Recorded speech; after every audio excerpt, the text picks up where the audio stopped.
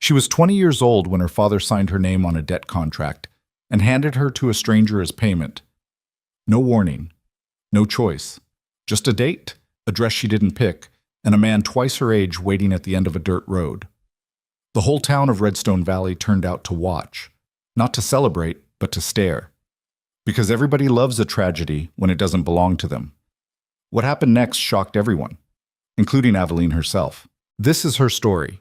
Stay until the end, because nothing about it goes the way you'd expect. Drop your city in the comments. I want to see how far this story travels. The morning Aveline Mercer got married, she burned the biscuits. She didn't mean to.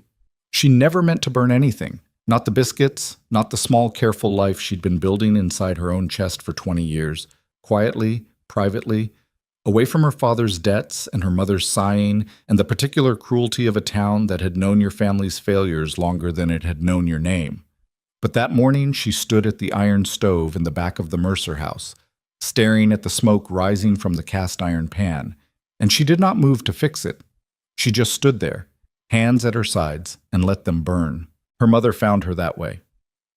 Aveline, Ruth Mercer's voice came from the doorway, careful, thin, the way it always got when she was trying to manage something she didn't have the words for. The biscuits. I know. I know, Mama. Ruth crossed the kitchen and pulled the pan from the stove herself, setting it hard on the stone counter. The burned smell spread through the room like a verdict. She looked at the blackened biscuits for a moment, then looked at her daughter, and Aveline could see the thing her mother was carrying. That terrible mixture of guilt and practicality that parents wear when they've done something they cannot undo and have decided, in the quiet of their own hearts, that it was necessary. You need to start getting ready, Ruth said. Aveline turned from the stove. I am ready. Your hair is fine. Aveline, her mother's voice cracked on the second syllable, just barely. I need you to not be angry with me today. I'm not angry with you. That was a lie, and they both knew it. Aveline had been angry for 3 weeks, ever since the night her father came home from the bank with that specific look on his face, the one she'd learned to dread by the time she was 12. The look that meant something had been decided, something that would affect all of them, something that Elias Mercer had already made peace with in his own mind before he ever sat down to tell his family. He'd laid it out simply, the way he did everything. The farm debt, the note coming due, the bank's patience running out, and then the offer. Coulter Hayes, rancher, 35 years old, owner of the largest spread of land in the valley, had come to Elias with a proposition. He would settle the Mercer debt in full, every dollar. In exchange for Aveline's hand in marriage. Her father had said yes before he told her. She found that out later from her younger brother Dell, who had been listening at the door the way 12-year-old boys do, half for curiosity and half because some animal instinct told him this was important. He'd come to her room that night, sat on the edge of her bed, and told her in a low voice that didn't quite sound like his own. Pa already said yes, Linny. He told Mr. Hayes yes that same afternoon. Aveline had sat with that information for a long time without speaking. She understood what it meant, not just the practical arrangement. She was sharp enough to grasp that immediately. She understood the deeper thing it meant, the thing no one in her family would ever say out loud, that when the moment came, when the choice had to be made between the farm and their daughter's future, her father had not hesitated. He had looked at the scales in his mind and he had made the calculation, and he had signed. She was 20 years old. She had never been to Denver. She had never been kissed by a man she actually wanted to kiss. She had been planning, in the vague, ambitious way of girls who read too much and sleep too little, to find some way out of Redstone Valley. A job in a city, maybe, or a teaching position, something that would let her be her own person in a place where nobody knew her family's name as a synonym for financial embarrassment. All of that was over now. She got dressed on her wedding morning in the small room she'd slept in since she was 6 years old. The dress was borrowed from her mother, altered quickly, badly, by a neighbor woman who'd done her best with limited time and limited fabric. It was pale yellow, not white. Aveline had specifically requested not white. She wasn't sure why, exactly. Something about honesty, maybe. Something about not pretending this was something it wasn't. Her reflection in the small, cloudy mirror above the washstand looked back at her. She was not a vain woman. Her mother had made sure of that, had treated prettiness as a kind of moral failure. but she knew she was not unpleasant to look at. Dark hair, dark eyes, a jaw that her father had always called too stubborn, and her grandmother had called strong. She was slim in the way of women who worked hard and didn't have enough to eat, not in the way of women who were pampered and corseted. She looked at her reflection for a long moment. "You're going to survive this," she told herself. "That's all you have to do. Survive." The wedding took place at the small church on the eastern edge of town, which was the only church in Redstone Valley, and therefore not a choice but a given. Aveline rode into town in the back of the family wagon, with her mother beside her and Dell up front with their father. The morning was cold, early November, the sky the particular flat gray of a valley. Winter settling in. And she kept her hands folded in her lap and watched the familiar buildings of Redstone Valley pass by. The dry goods store, the post office, the saloon that her father was banned from, the feed barn, the hotel where traveling salesmen stayed. She had grown up here. She knew every face, every front porch, every story, and she knew, with a certainty that sat in her stomach like a stone, that every one of those faces would be there this morning. Not out of goodwill, out of appetite. Because a debt marriage in a small frontier town is not a private affair. It is a public performance, a piece of theater that everyone in the audience understands completely, and no one will ever discuss directly. She was right. The churchyard was full. They were standing in clusters. Women in their good coats, men with their hats in their hands, children that shouldn't have been brought but were anyway, because nobody wanted to miss this. When the wagon came down the main road, Aveline felt the shift in the crowd, the subtle collective movement of 200 people turning their attention onto one specific person. She kept her face still. Her mother reached over and pressed her hand once, briefly, and then withdrew. Elias Mercer stopped the wagon and climbed down without a word. He helped Ruth down, and then he held out his hand for Aveline, and she looked at it for a second longer than was comfortable before she took it and stepped down onto the cold dirt. The walk to the church door was perhaps 40 feet. It felt like a mile. She heard their voices. Not loudly, people had enough social grace to keep it to murmurs. But in the quiet of a windless November morning, murmurs carry. Mercer girl. Debt marriage, I heard. Hayes must have wanted a young one. Poor thing. That last one came from a woman she recognized, Nora Whitfield, who had 3 daughters of her own and a husband who drank quietly instead of loudly, which apparently made him respectable. Poor thing. Said with genuine sympathy, which was somehow worse than mockery, because sympathy meant they had already decided who she was in this story. The tragic girl. The one who didn't get a choice. Don't, she told herself. Don't look at them. Don't give them anything to remember. She walked into the church with her head up. Coulter Hayes was already there. He was standing at the front of the church, beside the minister, and when Aveline walked in through the doors, he turned and looked at her. That was the first time she saw him clearly. She'd seen him before. Redstone Valley was not large enough for a man of his prominence to be a stranger. But she'd never looked at him directly. Not like this. Not with the understanding that this was the man her life was being handed to. He was taller than she'd remembered. Lean, not in the way of a man who'd gone without, but in the way of a man who worked hard and didn't stop moving. Dark hair with the first gray coming in at the temples. A jaw that had seen more sun than a razor lately. His face was not unkind. That was the thing she noticed first and couldn't quite account for. She had been preparing herself for something harder, something that matched the word transaction that kept circling in her mind, and instead she found a face that was simply tired. Weathered. A man's face. Not a cruel one. He was wearing a dark coat that fit him well. He had made an effort. She noticed that too. Their eyes met for a moment. His expression didn't change, didn't soften into the false warmth people put on for public occasions, didn't harden into anything that would have confirmed her fears. He just looked at her, steady, and gave a single small nod. Like he was acknowledging something, like he understood what this was and what it cost her, and wasn't going to pretend otherwise. She filed that away and said nothing. The ceremony was short. The minister, Reverend Cass, was a decent enough man who had the good sense to keep things brief when brevity was merciful. The vows were standard.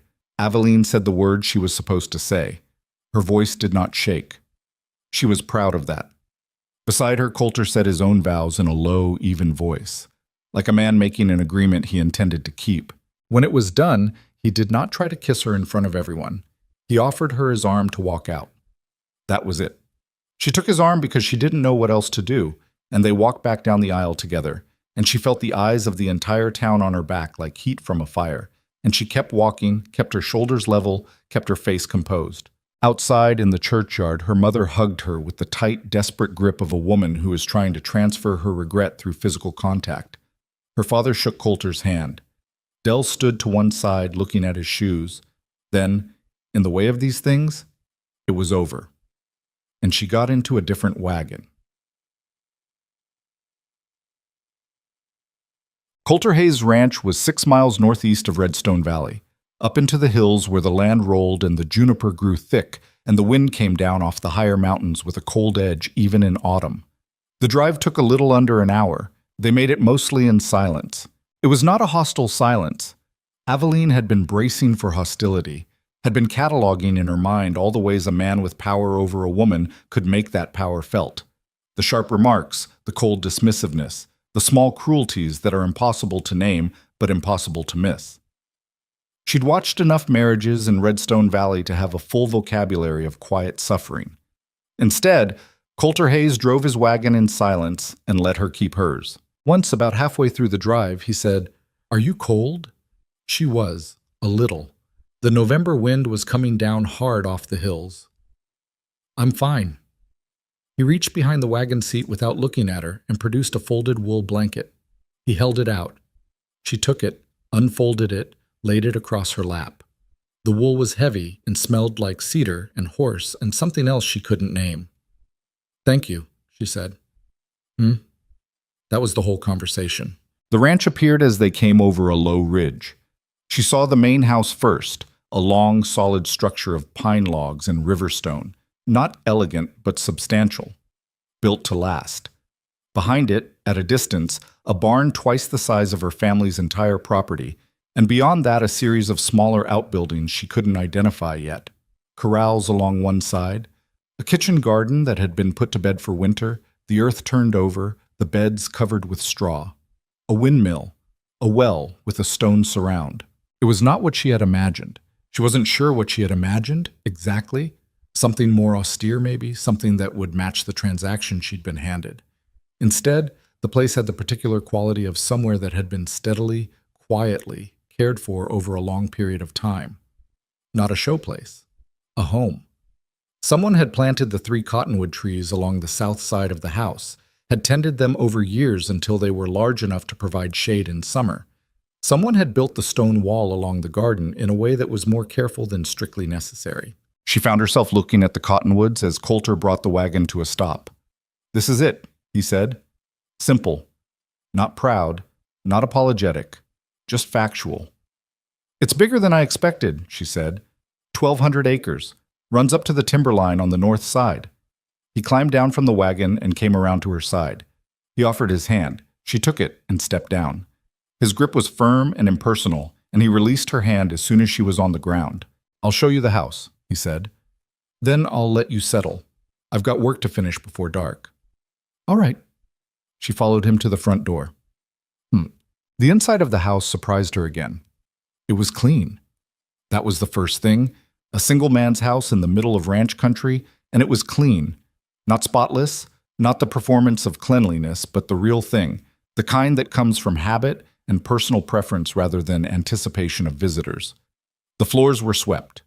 The windows, though clouded with November, had been recently wiped. There was a fire laid in the stone fireplace, not yet lit, ready to go. The main room served as a combined living and eating space, with a heavy wooden table capable of seating 6 and 2 chairs near the fireplace, one of which was positioned beside a small table with a lamp and a stack of books. "Reading chair, Sainte," he read. She noticed that. The kitchen was along the back. A proper iron stove, a long counter, shelves of preserved jars in rows.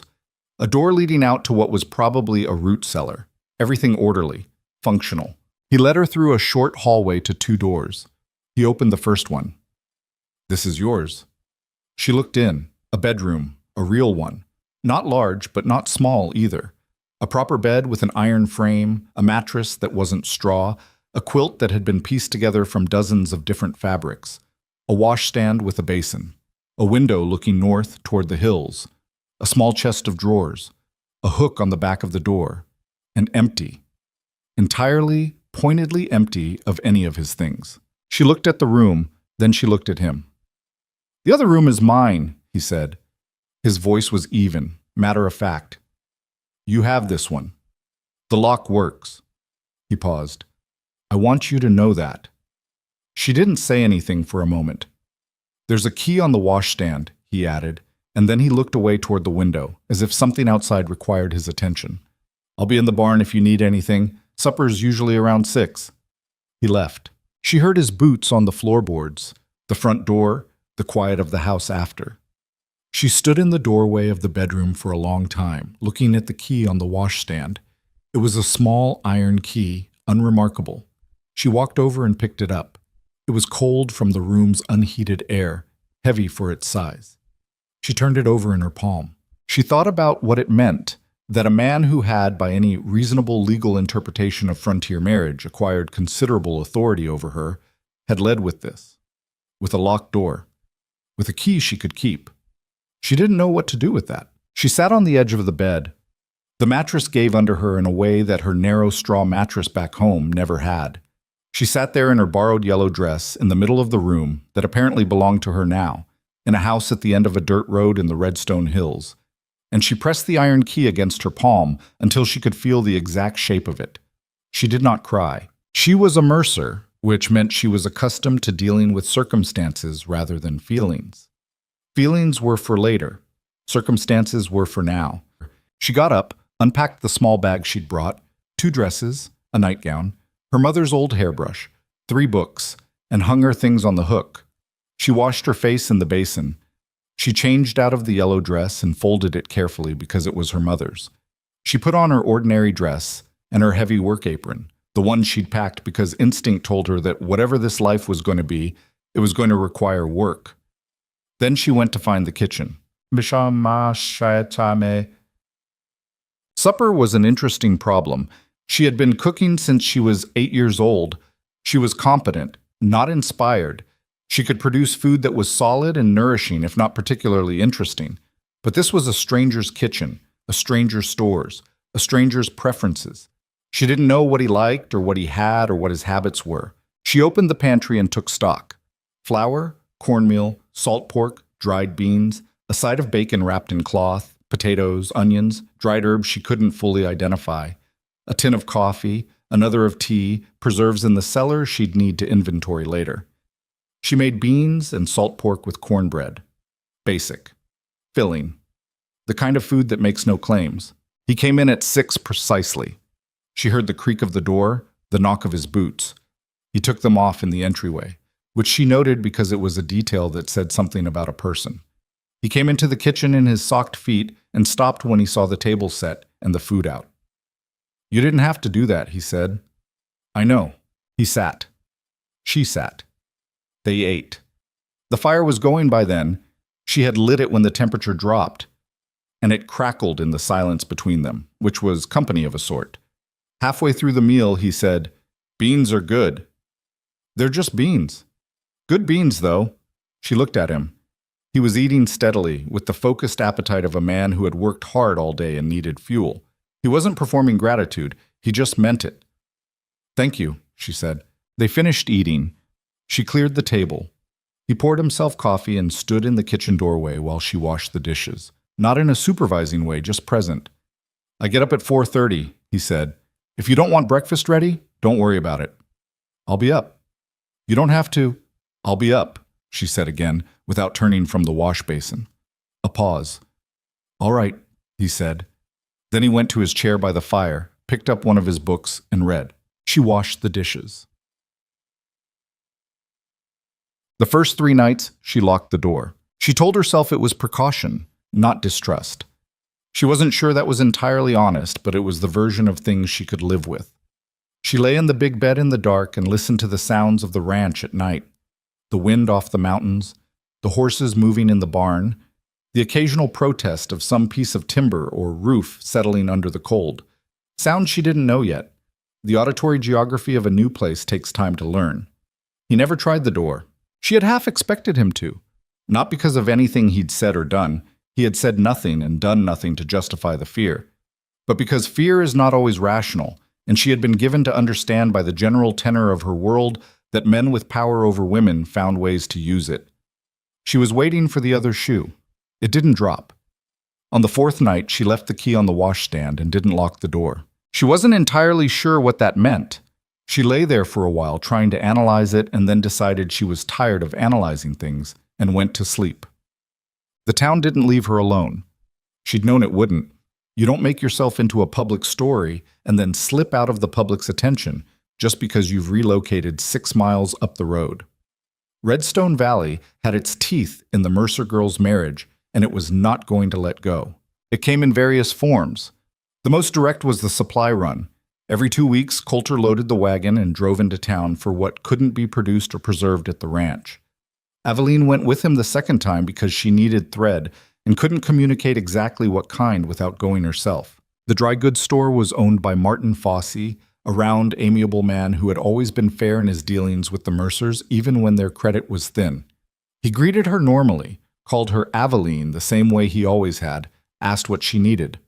That was fine. It was after, outside, while she waited for Coulter to finish at the feed barn. 2 women came out of the Millionaire next door. She knew them.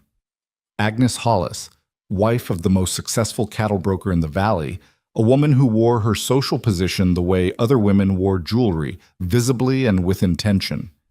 And beside her, Della Pryor, whose husband owned the hotel, and who had the particular skill of making ordinary conversation sound like an insult.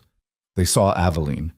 They stopped. There was a moment, half a second maybe, in which the situation could have gone politely.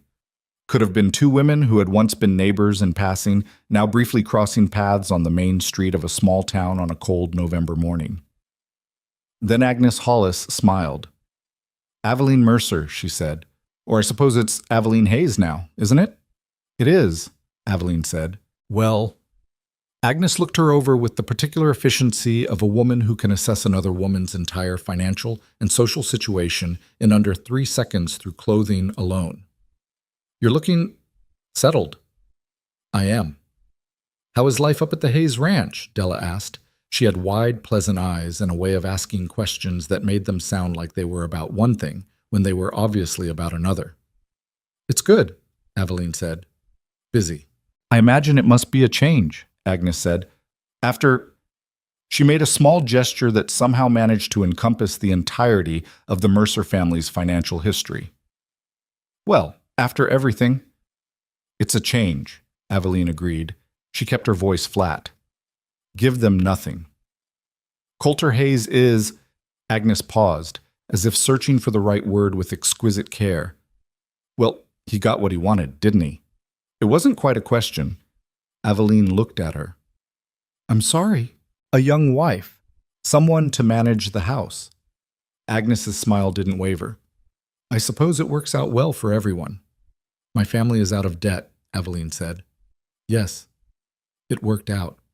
"Of course." Agnes touched her sleeve. "And we all think it's just wonderful that Elias found a solution."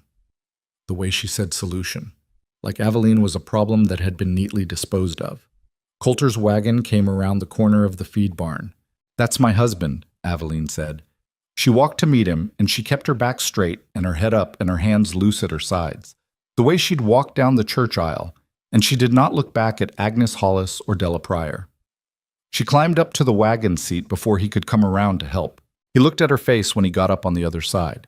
He looked at it the way he seemed to look at most things, attentively, without rushing to interpretation. Something in her expression must have said enough for today because he turned the wagon toward the road without a word.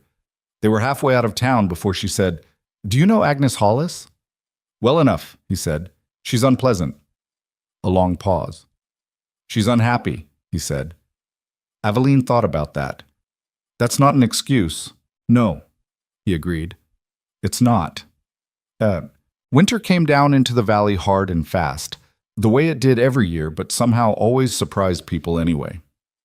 The first real snow fell in the second week of November, a good 6 inches overnight, And Aveline woke to it and stood at her bedroom window looking out at the transformed landscape.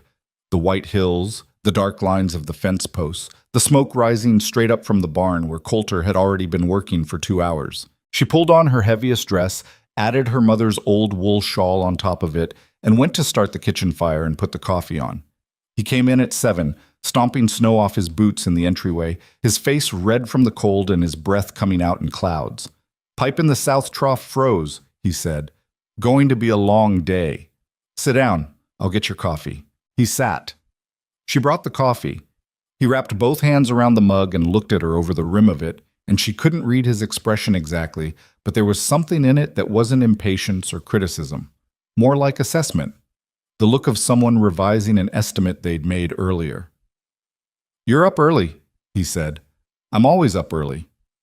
"You don't have to be." "I know." She sat down across from him with her own mug. "What do you need done today?" He looked at her. "I can work," she said. "I'm not decorative." Something shifted in his expression, a very small shift, but she was beginning to learn the range of Coulter Hayes' face, which was not large but was not dishonest. "I know you're not decorative," he said. "I never thought you were." "Then tell me what needs doing." He was quiet for a moment, turning his mug in his hands. Then he said, "I need someone to keep the fire going in the barn and break the ice on the water troughs every 2 hours. It's not complicated, just cold." "I can do that." "I'll give you the heavy mallet. The ice is—" "I know how ice works," she said. "I grew up here." He almost smiled. She wasn't entirely sure. It was a subtle change around the corners of his mouth, gone quickly. But she thought he almost smiled. "All right," he said. "Finish your coffee first." She broke ice for 6 hours that day. The work was not pleasant. The temperature dropped through the morning, and by midday it was cold enough that her breath frosted her scarf, and the mallet handle was painful to grip without her heaviest gloves. The horse barn was warmer than outside, but still cold enough to ache in, and the cattle barn was worse, larger, less insulated, the animals themselves providing some warmth, but not enough. But she did it. Every 2 hours, the troughs, the mallet, the cracking and scooping of ice.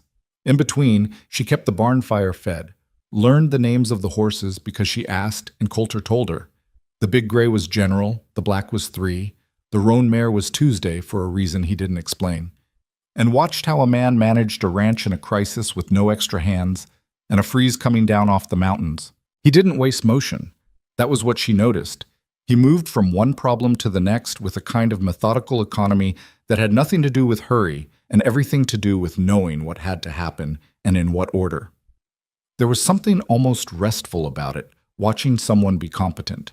At one point in the afternoon, fixing a section of fence where the snow weight had brought a post down, he handed her an end of wire to hold taut while he wrapped it, and she held it, and they worked the repair together without discussion, and when it was done he tested the tension with one thumb and nodded. "Good," he said. 2 letters, but she filed them away the same way she'd filed away the key on the washstand. Washette. The evenings became their own kind of pattern. Supper, the table, the fire, his book, her mending or her own book, the horses settling in the barn, the wind outside and the warmth inside. It was not comfortable exactly. There was still the background tension of strangeness, of 2 people who had not chosen each other learning the geometry of shared space, but it was not hostile. He did not speak much. She had always found silence more honest than noise, so she did not require him to fill it. Sometimes he would say something unexpected. One night, midway through December, she'd been reading a novel, one she'd had for 2 years, borrowed from the lending shelf at the post office, and never quite gotten around to returning. And she'd laughed at something in it, a short, involuntary sound she immediately self-censored. She looked up to find him watching her from across the fire. "What is it?" he asked. "Nothing, just—" She turned the book so he could see the cover. "Have you read this?" He looked at it. "No? It's—" The author is very funny in a way that's also completely devastating. It's hard to explain. "What happens?" She looked at him, surprised by the question. He was watching her with that quiet attentiveness, the same kind he gave to a piece of fence or a horse with a problem foot. She told him. Not the plot exactly, but the part she'd just read, the scene that had made her laugh, explaining the character and the situation and why it landed the way it did. He listened without interrupting. When she finished, he was quiet for a moment. "Sounds like a person I knew," he said. "Which part?" "The part where he can't tell his own pride from his principles." She looked at him. That was more personal than anything he'd said to her in 7 weeks. It arrived in the room and hung there for a moment. "Can most people tell the difference?" she asked. "I think most people choose not to look hard enough to find out." She thought about that for a long time after she went to bed. She visited her family twice before Christmas. Both times Coulter drove her in and waited at the feed barn while she spent an hour with her mother and Dell, and once, briefly, her father. Elias Mercer had aged in those weeks, or she was looking at him differently, which amounted to the same thing. He sat in his chair by the family fire and asked her careful questions.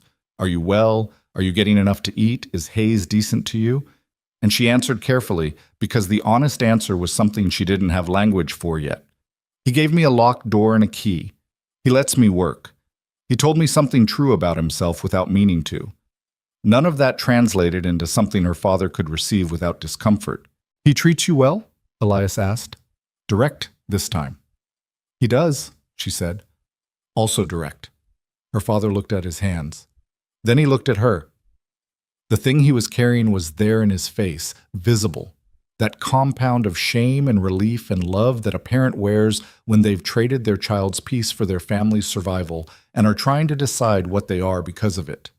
She didn't help him. She wasn't ready to help him yet.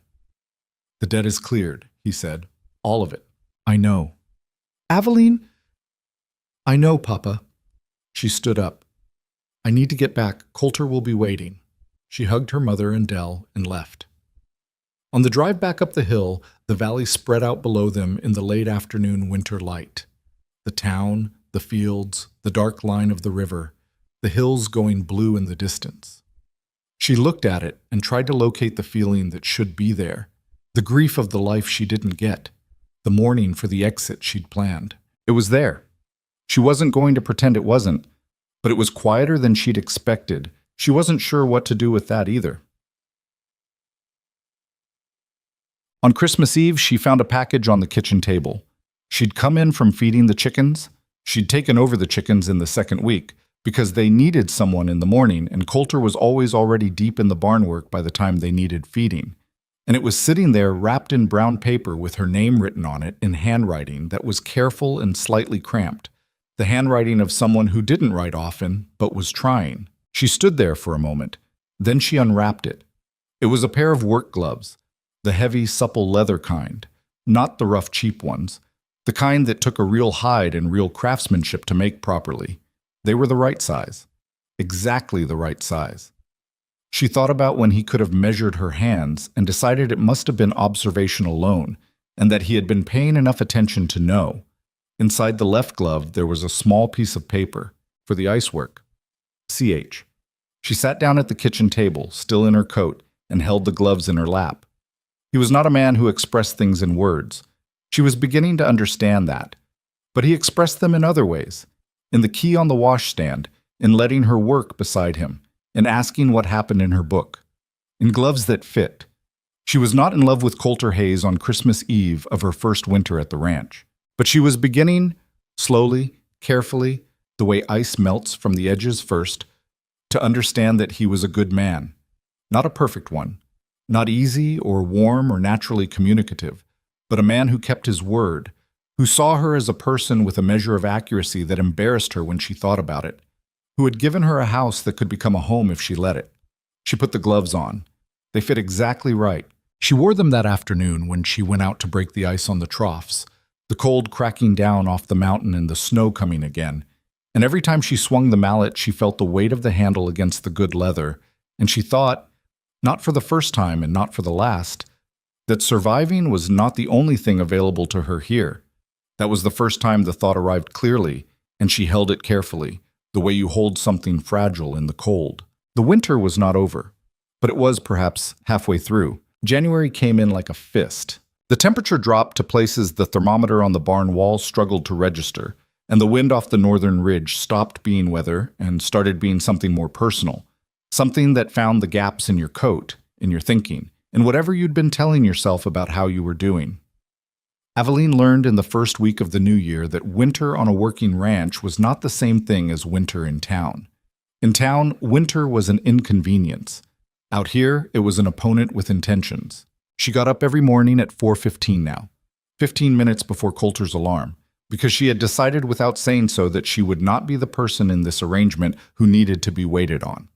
The kitchen fire first, then the coffee, then the water for oats, and by the time he came down the hallway in the dark, she had the stove going and the room warm enough to think in. He never commented on it. He just sat down and accepted the coffee the way a man accepts something he has decided to trust. And they sat in the early dark together, not talking much, the fire doing most of the work. It was in those mornings, the cold ones, the ones where the windows were frosted solid, and the only evidence of the world outside was the sound of the wind, that Aveline began to understand something about Coulter Hayes that she couldn't have understood from a distance. He was not a man made for small talk or for the performance of feeling.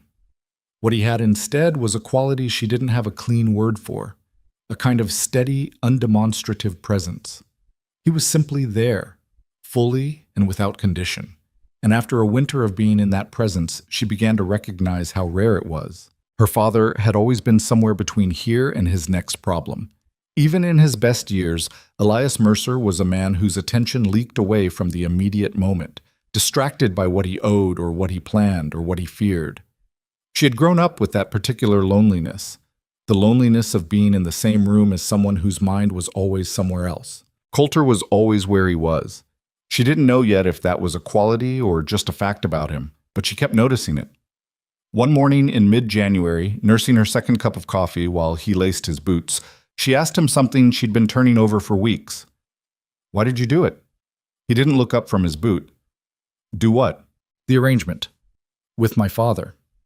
She kept her voice even, matter of fact, because she was asking for information, not a fight. "You could have hired a housekeeper. You could have done without. Why take on a wife you didn't know?" He finished with the boot, sat back, looked at her across the table with those level, unhurried eyes.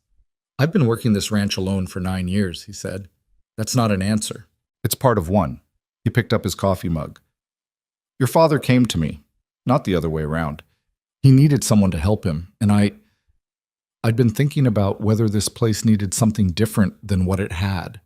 He paused. "That sounds cold," she said. "It sounds cold." "Maybe." He set the mug down.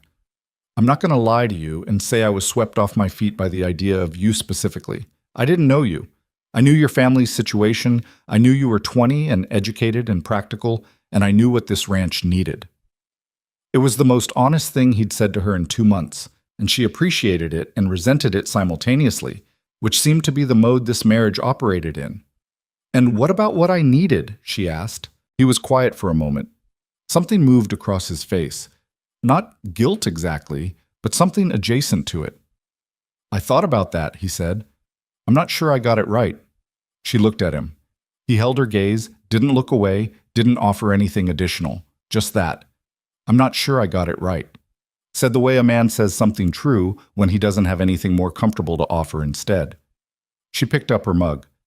"At least you thought about it." "For what it's worth, more than nothing," she said, and she meant it, and she let the conversation end there. February brought a thaw. Brief, false, the kind that tricks the ground into softening before the cold comes back and freezes everything again harder than before. Coulter called it the January lie, even though it came in February, because his father had called it that, and his father's definition was good enough. In the false thaw, she asked him to teach her to ride properly. She knew the basics. Every girl in a frontier valley did, out of necessity. But she knew them the way you know something you've only ever had to do badly in an emergency. Coulter had 6 horses, and she'd been relying on the wagon or her own feet to get anywhere, which was impractical, and she knew it, and it irritated her. He took her out to the paddock on the first dry morning with the roan mare Tuesday, and he showed her how he wanted her to hold the reins. Not death-gripping them, not loose and careless, but present. "You're having a conversation," he said. "You're telling her things through your hands. She needs to feel you thinking." Horses don't read minds. They read hands. Same thing, mostly. He adjusted her grip without asking permission, just moved her fingers into the right position, practical and impersonal. His hands were rough from the cold and the work, the kind of rough that came from decades of use. He stepped back. Now walk her. Don't push. Let her find the pace and then match it. She walked the mare around the paddock. Tuesday was not a difficult horse. She was settled and sensible, the kind of mare that tolerated uncertainty in her rider without taking advantage of it. But Aveline could feel what he meant about the conversation. There was a dialogue happening through the reins, a back and forth that required attention. She came around the paddock twice, then a third time with more confidence. When she pulled up, Coulter was leaning on the fence post with his arms crossed, watching with that same careful attention he gave everything. "Better," he said. "Don't patronize me." "I'm not. First 2 rounds you were bracing. Third one you stopped."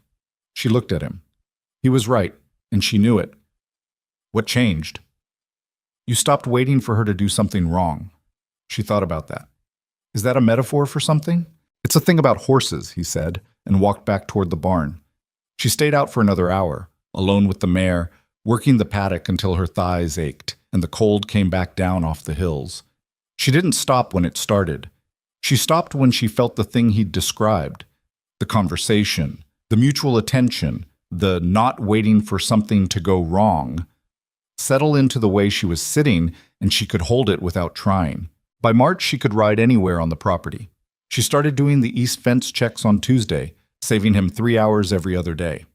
He didn't tell her to do it. She just did it, and he adjusted his own schedule around it without comment, and that was how they worked out the division of things. Not by agreement, but by each person moving into whatever space needed filling. The gossip didn't stop. She had known it wouldn't, but she'd hoped the physical distance of 6 miles would dilute it. It didn't. Redstone Valley was small enough that distance only meant the gossip arrived slightly delayed and slightly exaggerated. It came to her through her mother, who tried to report it gently and failed because Ruth Mercer had never been able to deliver bad news gently, only apologetically. "People are saying things," Ruth told her on one of her visits, in the low voice she used for things she didn't want Dell to overhear. "Agnes Hollis has been talking at the socials about the arrangement." "What specifically?" Aveline said, because she was not interested in vague distress, only concrete information. "That your father essentially sold you." Ruth pressed her lips together. "That Coulter Hayes bought himself a young housekeeper and dressed it up as a marriage." Aveline was quiet for a moment. "And what do people think of that?" "Some people think it's shameful for your father. Some people think it's—" Ruth stopped. "Say it." "Some people think you're lucky, that you latched onto the best propertied man in the valley before anyone else could." Ruth looked at her hands. "I'm sorry, Linny." "Don't be sorry. I needed to know." Aveline looked out the window at the familiar street. "It doesn't change anything." "It doesn't bother you?" She thought about that honestly. "It bothers me that it's the only story they can see," she said. "I bother them because I don't fit the version they've decided on. If I look miserable, I'm proof that it was tragic. If I look all right, I must be calculating." "You are all right, aren't you?" Her mother looked at her with naked worry. Truthfully, Aveline considered the question, the real one, not the social one. The true accounting. The early mornings, the ice work, the horses, the evenings by the fire, the Christmas gloves, the conversation about pride and principles, the way Coulter had looked at her and said, "I'm not sure I got it right." "I am," she said. Truthfully, "I don't know exactly what it is yet, but I'm all right in it." Her mother reached across and squeezed her hand. "That's more than a lot of women can say." "I know," Aveline said. "That's the part that bothers me most." Spring came late and badly, the way it often did in the valley. A grudging concession from the weather, 2 steps forward and 1 step back. Mud season before green season. The ground heaving up rocks that had been underground all winter as if the earth was clearing its throat. She planted the kitchen garden in April, earlier than most would have risked it. Coulter watched her turning the beds from the barn doorway one afternoon, and came over after a while with his coffee, and stood beside the turned earth looking at the rows she'd laid out. "You've done this before," he said. "Every year since I was small. My mother's garden. You've expanded it." She looked at the beds. She had in fact added 2 rows on the south end. I hope that's all right. It's your garden. She looked at him. He meant it plainly, not as a legal statement about property, but as a simple acknowledgement of fact. She was the one who worked it. It was hers. She turned back to the soil. I want to add fruit trees, she said, along the south side of the house. Apples, maybe a couple of pears. Ground's good for it there. I know. I checked the drainage. He looked at her with that expression she'd started calling his revising look. The one she'd noticed that first morning with the coffee, where he was quietly updating whatever assessment he'd made earlier. She'd come to find it less irritating and more reassuring. It meant he was paying attention. It meant his idea of her was built from observation, not assumption. I'll get the trees from Harrow's when I go for supplies, he said. Make a list of what you want. She made the list that evening at the kitchen table, looking up varieties in the one farming almanac he owned, cross-referencing with the climate notes in the back. He sat across from her reading his own book, and every once in a while she'd ask him something. How deep does the frost get on the south side? Does that slope drain toward the house or away? And he'd answer without looking up, and she'd go back to her list. It was so ordinary that she almost missed what it was. A married couple at a kitchen table in the evening, one with a list, one with a book, talking without the weight of having to talk, like people who had arrived together at some place that had no name but was comfortable to be in. She put down her pencil and looked at him. He was reading. His glasses, reading glasses he only used at home, wire-rimmed, slightly bent on the left side, sat low on his nose. There was a tension in his jaw that was always there, she'd noticed, the kind that comes from years of managing things alone, of being the last line of problem-solving. She wondered if it ever relaxed fully. She wondered if he knew it was there. Coulter? He looked up. Thank you, she said, for the trees. He studied her for a moment. You don't have to thank me for things that are reasonable. I know I don't have to. She held his gaze. I'm doing it because I want to. He looked back at his book, but the tension in his jaw was slightly different after that, and she filed it away the same way she filed away everything. The key, the gloves, I'm not sure I got it right. Dell came to visit in May, riding out on the family's one decent horse with a note from their mother, and what appeared to be no other purpose than to see the ranch and eat something other than whatever Ruth was producing that week. He was 13 now and had grown 2 inches since the wedding, all of it in his legs, so he looked slightly unfinished, like a foal that hadn't quite sorted out its own proportions. Aveline fed him lunch and showed him the property while Coulter worked the northern pasture. Dell asked questions about everything, the horses, the well, the smokehouse, the way the barn was built, with the particular appetite of a boy who was young enough to still find other people's lives fascinating rather than threatening. Is he good to you? Dell asked eventually. They were at the paddock fence watching Tuesday move in the field. Who, Coulter? Yeah, she leaned on the fence. He is. Dell digested that. People in town say, I know what people in town say. I'm not asking what they say, I'm asking you.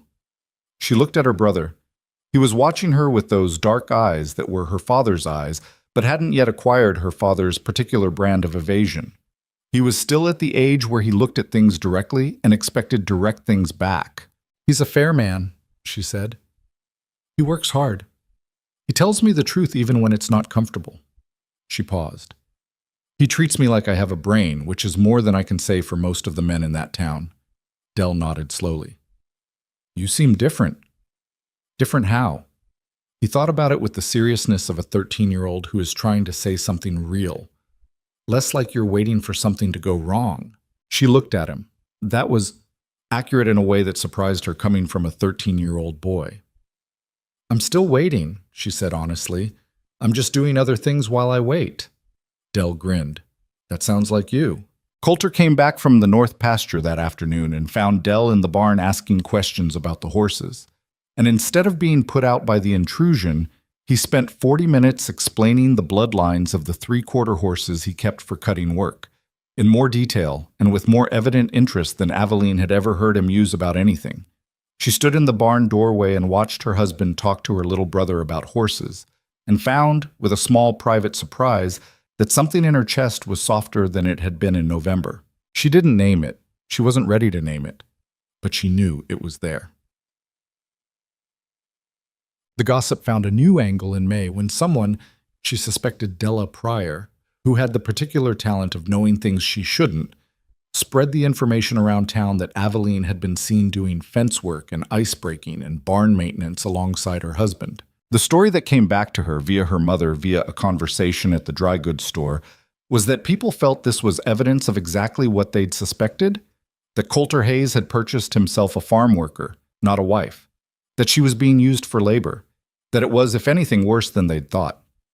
She heard this and sat with it for a while, feeling the particular frustration of a story that can only be read one way, regardless of what is actually true. She was working because she chose to. She was working because it made the days meaningful, because the physical labor of the ranch was the first thing in her adult life that produced clear, visible results.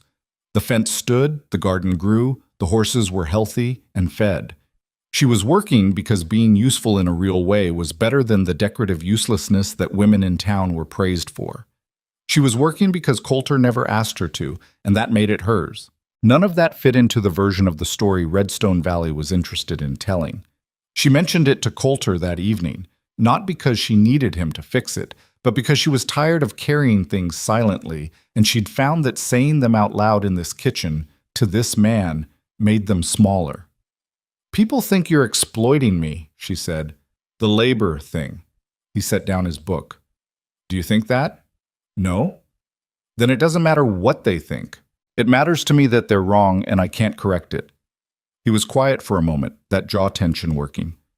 "What would you say to them, if you could?" She thought about it. "I'd say that I'm not a victim of this arrangement, and I never was. I made a choice. Not the choice I would have made freely, maybe, but once it was made, it was mine to live, and I've been living it on my own terms." She looked at him. "But they don't want that story. The interesting version is the tragic one." Coulter looked at her for a long moment. Then he said, "You know what I notice about the people in that town who talk the most?" "What?" "They're all sitting still. Same chair, same house, same opinion they had 10 years ago. You're moving." He picked up his book. "Let them talk. People who aren't moving always watch people who are." It was, she thought, one of the most useful things he'd ever said. She went back to her mending with a slightly lighter feeling, and the fire crackled between them, and outside the May wind came down off the hills smelling faintly of the snowmelt in the new grass, and the ranch held its quiet breath around them both. She did not think of it as happiness. Not yet. She was too careful for that, too accustomed to things having conditions. But she sat in that kitchen with the man she hadn't chosen, and the fire he'd laid, and the coffee that was always right, and the garden that was hers. And she allowed herself, carefully, provisionally, the way you test ice before putting your full weight on it, to consider that she had been wrong about what this life could be. She had walked into this house certain she was entering another kind of prison. What she had found instead was harder to name, but real. A space that was hers. A man who kept his word. A life that was demanding and cold and imperfect and, in the particular way of things that ask everything of you, more fully hers than anything in the easier life she'd planned. The apple trees went in along the south side of the house in the second week of May, 4 of them, in holes she and Coulter dug together one long Saturday morning, while the dogs ran the fence line and Tuesday watched from the paddock with her usual mild interest. The dirt was cold still, deeper down. Winter hadn't entirely let go its grip. And by the end of the morning, her back ached and her hands were dirty to the wrists, and she was sweating in the spring sun despite the chill. Coulter tamped the last tree in, tested it for stability, and stood back. "They'll take a few years," he said. "I know. By the time they fruit, we'll have been here a while." It was a simple statement, logistical, about trees and time. She looked at him anyway. He was looking at the trees, not her. His profile against the spring sky. The angles of his face, the gray coming in more at the temples now. The squint he had from years of looking at distance. "We'll have been here a while." "Yes," she said. "We will." He picked up the shovel and walked back to the barn, and she looked at the 4 small trees in their new earth, and she pressed one hand briefly against the cold dirt around the nearest one. The way you press your hand to something you want to remember. The season was turning. The ice was gone. The valley was green again. She went inside to start supper. The social was Agnes Hollis's idea. as most things in Redstone Valley were when they required an audience. It was held on the second Saturday of June in the yard behind the town hall, tables set out with checkered cloth, pies and preserves on display, the children running the perimeter while their mothers arranged themselves into the specific social formations that small towns require. It had happened every summer for as long as anyone could remember. One of those community rituals that persisted not because people loved it, but because skipping it meant something, and nobody wanted what skipping it meant. Aveline had not attended the previous year's social. She had been 3 weeks into the marriage then, still finding her footing in the ranch house, still waking in the night to sounds she hadn't learned yet. She told herself it was practical. Too much to do. Too far to drive. Too early to face the collective gaze of the town. But the honest accounting was simpler. She hadn't been ready. She'd needed time to become something other than the girl who'd been handed over at the church door before she stood again in front of the people who'd watched it happen. 7 months had passed since then. The apple trees were in the ground. She could ride Tuesday across 1,200 acres without thinking about it. She knew the ranch's sounds in her sleep, knew the difference between a horse moving in discomfort and one moving in boredom, knew which board on the back porch creaked and which floorboard in the hallway spoke and which window stuck on damp mornings.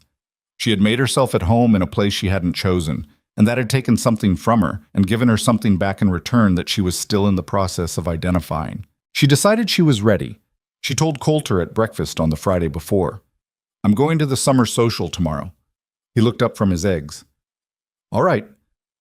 I'd like to take the wagon myself. You don't have to come." A pause. Something moved across his face, not objection, but consideration. "I've got the north fence to finish," he said. "I can come after, if you... I'll be fine on my own." He looked at her the way he did when he was deciding whether to push something. "Aveline." "I need to go as myself," she said. "Not as your wife who you accompanied into town, just as a person who lives 6 miles up the road and came to the social." He set down his fork. "Those aren't mutually exclusive things." "I know, but they'll treat them like they are." She held his gaze. "If you're beside me, everything I say or do reflects on you and them deciding whether to accept you standing by me. I need them to deal with me directly." He was quiet for a long moment. She could see him working through it, the protectiveness that she'd observed in him, the practical understanding that she was right, the tension between those two things. He was not a man who made easy peace with leaving problems alone. The ranch had taught him otherwise. You see a problem, you fix the problem. She was not a problem he could fix by standing next to her. "I'll have the wagon ready by 9, he said finally. "Take the gray. He's steadier on the main road." "Thank you." He picked up his fork. "If it goes badly, then I'll come home and we'll have supper and I'll deal with it the same way I deal with everything else." She looked at him steadily. "I'm not made of paper, Coulter." He met her eyes. "I know exactly what you're made of," he said, quietly enough that it didn't sound like a compliment or a criticism, just a plain true thing, and went back to his breakfast. She arrived at the social at 9:30, tied the gray to the hitching post along the south side of the town hall, and smoothed her dress. The good one, the dark blue wool she'd bought with her own money from 3 weeks of selling eggs in town, altered to fit properly by her own hand this time, not a neighbor's rushed approximation. She had done her hair carefully that morning, the way her mother's mother had taught her, pinned back but not severe. She looked like a woman who had made an effort without begging for approval, which was exactly what she intended. The yard was already full when she came around the corner of the building. She felt the shift in the social atmosphere before she saw the faces. That particular change in the air of a gathering when a specific person arrives and people recalibrate. It was subtle, the way these things always were in public, but she had grown up in this town, and she could read its frequencies. Heads turned. Small conversations paused and restarted with a different direction. She was registered, categorized, discussed in the span of 4 seconds without a single word being said to her directly. She kept walking toward the tables. Her mother found her within a minute, coming across the yard with the determined walk of a woman intercepting something. Ruth Mercer looked well, better than she had in November, the debt weight off her face, the particular tired fear that Aveline had watched calcify in her mother over years visibly reduced. It was the thing she held on to when the arrangement felt most like a wound. Her mother looked like she could breathe again. "You came," Ruth said, pulling her into a brief, tight hug. I told you I would. I know, but she lowered her voice. Agnes is here. She stopped. Just be careful. I'll be fine. Linny. Mama. Aveline squeezed her hand. I'm fine. Where's Dell? Dell was, predictably, with the other boys near the horse corral, engaged in whatever competitive pointlessness 13-year-old boys occupied themselves with at public events. Aveline found him, exchanged a look that communicated several things without words, and moved on into the social with a purpose she kept internal and a posture she kept open. The first hour was manageable. She spoke to Martin Fosse's wife, Clara, who had always been decent to her, and was decent now, asking about the ranch with genuine curiosity rather than social excavation. She spoke to old Hector Mills, who ran the smithy, and had shod Coulter's horses for 20 years, and greeted her with a warmth that was clearly an extension of his regard for Coulter, but was offered freely anyway. She tried a piece of Vera Lawton's apple cake, and told Vera honestly that it was the best cake she'd had in months, which was true, and Vera turned pink with pleasure, and that exchange alone made the drive worth something. She was at the preserves table, examining a jar of something dark and unidentified, when Agnes Hollis arrived. She didn't arrive alone. Della Pryor was with her, and a third woman Aveline didn't know well. Marion Cass, the minister's wife, who had the faintly pained expression of a woman who was always slightly aware that whatever was about to happen was going to be uncomfortable, and had decided long ago to attend anyway. Aveline Hayes. Agnes's voice carried the precise amount of social warmth required to be technically civil. I wasn't sure we'd see you. I said I'd come. Aveline set down the jar and turned. You look well, Agnes. Thank you. Agnes let her gaze travel briefly, clinically, over Aveline's dress, her hair, her face. It was a complete assessment delivered in under 2 seconds with the precision of a woman who had spent decades calibrating other women. Ranch life seems to agree with you. You've gone quite brown. Sun will do that. We don't usually see women of... Agnes paused. Property, working the fences and such. There it was, the angle, the entry point, the careful insertion of the narrative that Agnes had apparently been constructing in Redstone Valley's collective conversation for the past 7 months. Aveline heard it clearly. Women of property, with its implication that Aveline was not, in fact, property, but was being used like it, that any woman working fences must be working them against her will or beneath her dignity. I work because I choose to, Aveline said. Turns out I prefer it to sitting still. Della made a small sympathetic sound. Of course, though I do hope, well, Coulter Hayes is a capable man. He shouldn't need his wife to. He doesn't need me to, Aveline said. I do it because it's my land and I care how it runs. Agnes smiled. That particular smile, thin, precise, with something behind it that was not amusement but was dressed as amusement. Your land. That's one way to think of it. Aveline looked at her. What's another way? Well, Agnes folded her hands in front of her, a gesture of exquisite patience. We all understand the arrangement. Elias needed relief from his debts, and Coulter needed... She tilted her head. Help around the property. Everyone got what they needed. There's no shame in it, really. These things happen. The yard was not silent. There were 30 other conversations happening around them. But this particular circle had acquired the quality of density that a gathering gets when something real is being said. Marion Cass was looking at the tablecloth. Della was watching Aveline with those wide, pleasant eyes, waiting. Aveline breathed in through her nose. She felt the heat rise in her chest. Not panic, not humiliation, something harder than that. Something that had been building since November, since Solutions and Poor Thing and got what he wanted, since every version of the story that made her either a tragedy or a transaction and left no room for the person who had actually been living it. She looked at Agnes Hollis, at the careful hair, the good coat, the folded hands, the smile that had probably been sharpened over years into exactly this instrument, and she said, clearly and without raising her voice, I think you've spent more time thinking about my marriage than I have. Agnes blinked, just slightly. What Coulter and I are to each other isn't something you've witnessed, Aveline continued, so I'm not sure where you got your information, but I'd be curious to know, since you seem very confident in your understanding of our arrangement, as you call it, What exactly you think you know? She paused. Specifically, the silence in the circle pulled tighter. I only meant, Agnes started. I know what you meant. Aveline kept her voice even, conversational, as if they were discussing the price of flour. You've been telling people my husband bought me, and that I'm essentially hired help with a ring on my finger.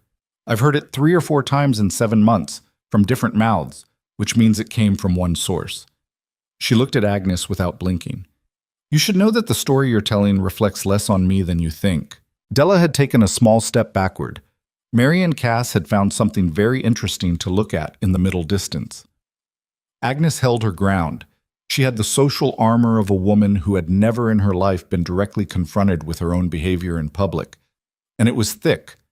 But something in her expression had shifted, a slight recalculation happening behind the careful face. I meant no offense, Agnes said. The voice was cooler now. The smile was gone. I know, Aveline said. That's the worst part about it. She picked up the jar of preserves she'd set down earlier, looked at it, set it back. Enjoy the social, Agnes. She turned and walked away. Her legs were steady. She was grateful for that. Her heart was moving fast in her chest. She was not, as she had told Coulter, made of paper, but she was made of something with a pulse, and the pulse was going. But her walk was even and unhurried, and she went back to Clara Foss in the conversation about winter planting, and she stayed in it with her whole attention until the heat in her chest subsided to something manageable. Clara Foss, she noticed, had been watching from across the table. When Aveline rejoined her, Clara reached over and briefly pressed her arm once, without saying anything about why. Aveline nodded and accepted it and kept talking about turnips.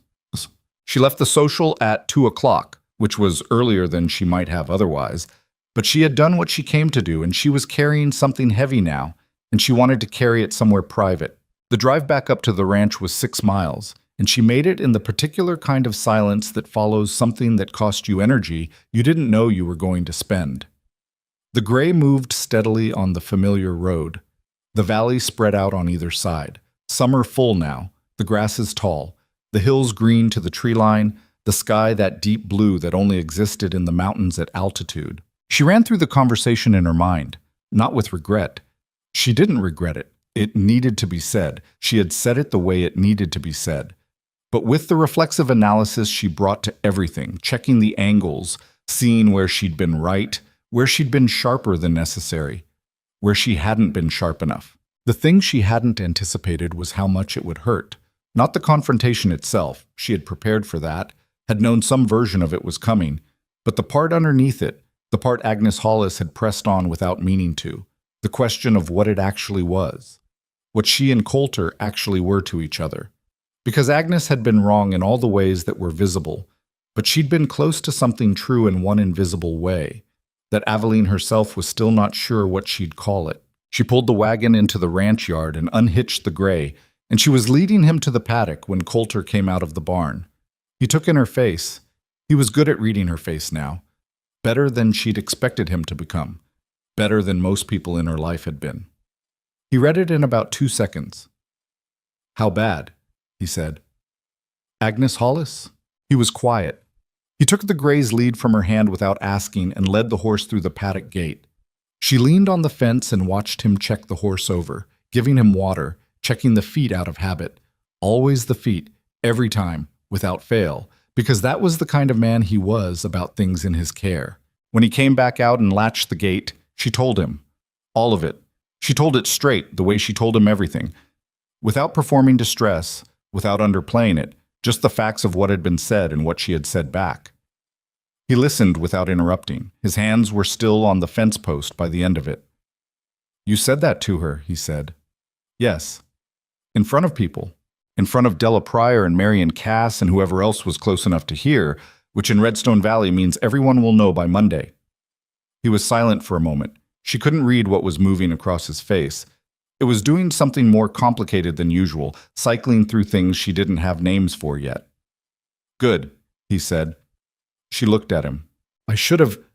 He stopped, pressed his lips together, started again. I've been letting it go on too long, thinking if I ignored it, it would find something more interesting to do. He looked at her steadily. That was wrong. It was wrong of me to leave you to manage it alone. She felt something shift in her chest, not dramatically. It was not a large visible thing, but it was real, the way real things are. I didn't need you to manage it, she said. I know you didn't. That's not what I meant. He turned to look at the paddock, where the gray was already settled with his water. I meant that you shouldn't have had to. Those people aren't just bothering you because of who you are. They're bothering you because they think I don't care enough to make it worth their while to stop. She looked at the side of his face. What are you going to do? He was quiet for a long moment. She knew that look, the methodical interior inventory of a man who was working out a problem from first principles. The same look he gave a broken piece of equipment or an ailing animal. Nothing rushed, nothing skipped. I need to think about it, he said. Coulter, I need to think about it right, he said, not fast. She accepted that. He was not a man who did things fast when the situation asked for precision, and she had learned in 7 months that his slow thinking was more reliable than most people's quick thinking. They went inside. She made coffee. He sat at the table with the look still on his face, and she left him to it, because that was also something she'd learned. When Coulter was working on something internal, the most useful thing you could do was not interrupt. He drank his coffee. She started supper. The ranch settled around them in its evening rhythms, the horses quieting, the birds finishing their last runs at the feeders, the light going gold and then orange on the hills. At the table, eating, he said, "Did it do any good?" "What you said to her." Aveline considered. Marion Cass pressed my arm after. That was something, and Clara Fossey. A couple of other people were close enough to hear, and I think some of them were glad someone said it. She pushed food around her plate. Agnes wasn't sorry, she was just recalibrating. That's what I thought. She'll find another angle. Yes, he said. She will. She looked at him. You can't stop people from talking. I'm not interested in stopping people from talking. He set down his fork. I'm interested in making the thing they're saying irrelevant. How? He looked at her across the table. In the evening light, with the lamp between them and the windows going dark with the late sunset, his face was clearer to her than it had been in November. She knew it now, knew which lines were concentration and which were worry, and which were just his face's natural grammar. She knew the jaw tension and the reading glasses and the careful handwriting on a piece of paper inside a work glove. I have an idea, he said, but I need to be sure it's right before I say it out loud. That's not an answer. No, he agreed. But it's honest. She looked at him for another moment. Then she picked up her fork. All right. Outside, the summer dark was coming in off the hills, and somewhere up in the timberline, an owl had started its evening complaint, and the ranch held its breath around them the way it did, reliable and solid, the way things built carefully over a long time tend to be. She cleared the table. He refilled the coffee. He went to his chair by the fire, and she sat across from him, and they were quiet together in the way they had learned to be quiet. Not the silence of strangers, not the silence of avoidance, but the silence of two people who had run out of the need to fill space with sound. She thought about what Agnes Hollis had said.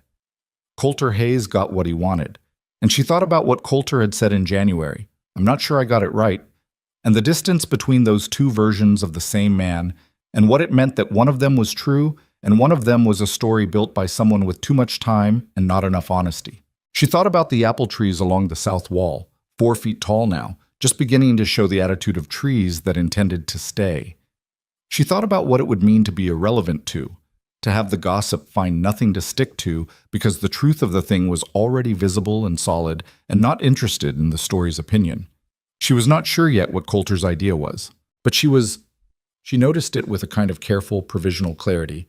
She was curious, not afraid, not bracing for something to go wrong. Curious about what came next, about what he was working out in that methodical interior way of his, about what the man she had not chosen and had been learning for 7 months and was not done learning yet had decided to do. That, she thought, was different.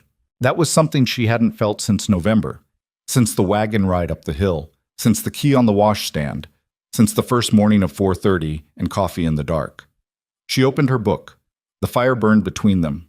And Redstone Valley, 6 miles down the road, talked its small-town talk into the summer dark, entirely unaware that something was being decided in the quiet. He didn't say anything about his idea for 3 days. She didn't push. She had learned the shape of his thinking by now. Learned that when Coulter Hayes went quiet about something, it was not avoidance but architecture. That he was building whatever he intended to do from the foundation up, checking each piece before he laid the next one.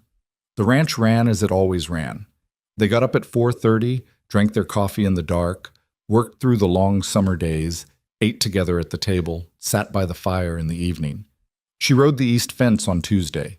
He worked the herd on the north pasture. The apple trees grew their slow, patient inches along the south wall. But there was something different in those 3 days. A quality of intention in the house, the way the air changes before a storm. Not threatening, just charged. She felt it in the way he looked at her sometimes across the table, like a man who was measuring a distance and finding it smaller than he'd expected. On the third night, she was washing the supper dishes when he came and stood in the kitchen doorway. Not in his usual way, not the easy, leaning posture of a man being present without purpose. He was standing straight, both hands at his sides, and when she turned and saw his face, she set down the dish in her hands and waited. "I've been thinking," he said. "I know. About the town, about what Agnes Hollis has been doing and what it's going to keep doing." He paused. "And about some things that aren't just about Agnes Hollis." She dried her hands on the kitchen cloth. "All right." He looked at her the way he'd looked at her on the very first day. Steady, direct, no performance of anything. But it was different now than it had been that first day in the church. She knew what was behind it now, or enough of it. "I need to ask you something first," he said, "before I tell you what I'm thinking." "Go ahead." "Are you staying?" She looked at him. "What?" "Here. With me. On the ranch." He said it plainly, without the particular carefully constructed casualness people use when they're afraid of an answer and trying to hide it. He said it the way he said most true things, straight, because he had decided that was the only way worth saying it. The arrangement was, it was what it was. Your father's debt, my offer. I've never pretended it was something more than that in the beginning, but it's been 8 months now, and I need to know if you're here because you feel you have to be, or because you want to be. The kitchen was quiet. Outside, the summer night was in full voice. Insects, the horses, the owl somewhere up in the timber.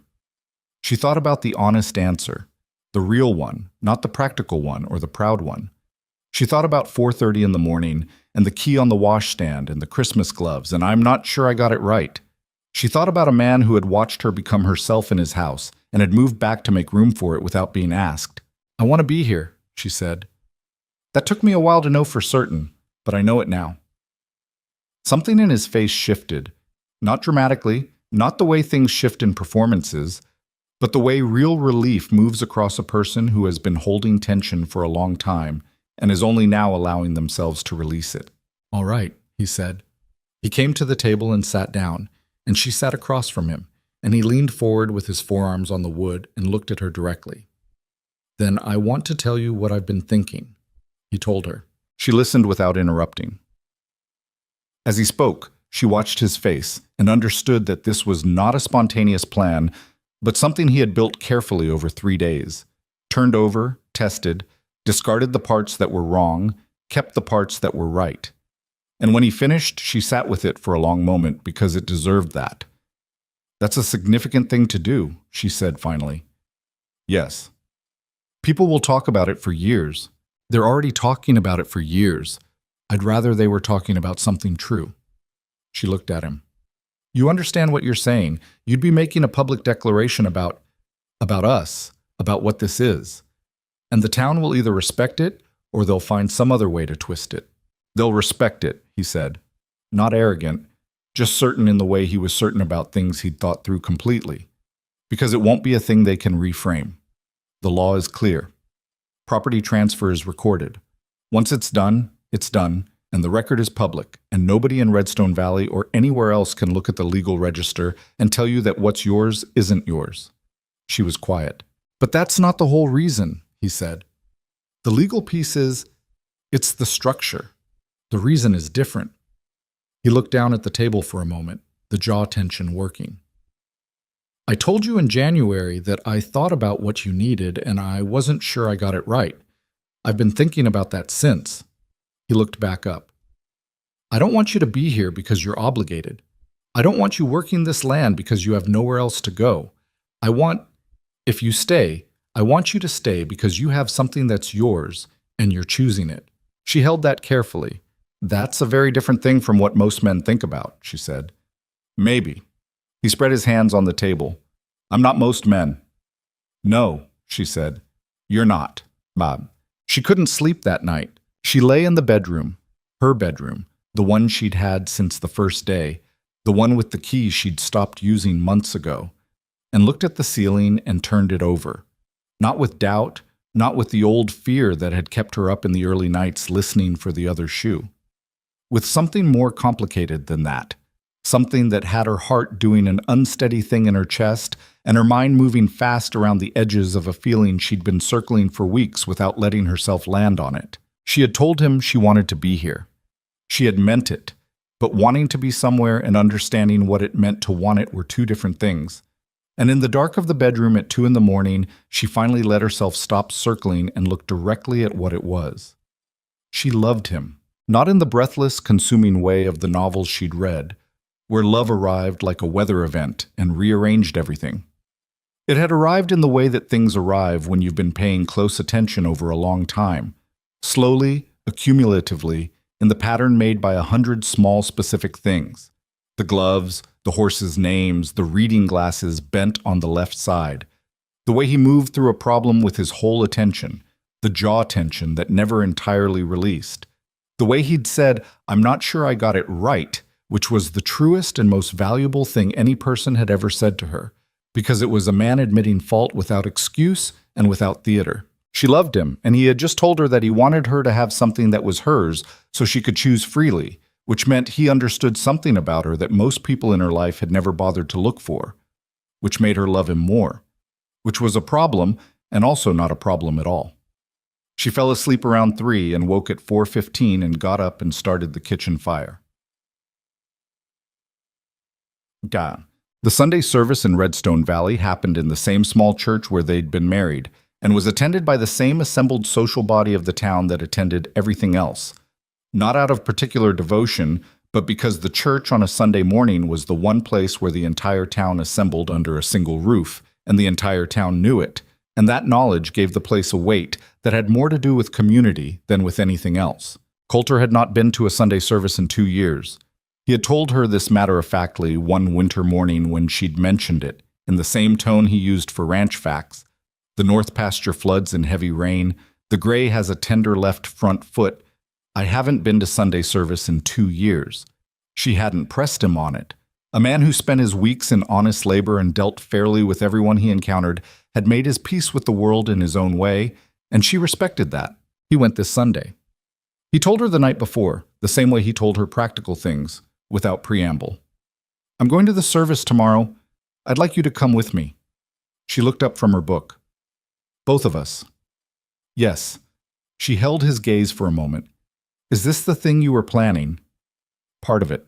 She closed the book. What's the other part? I'm going to speak. After the service.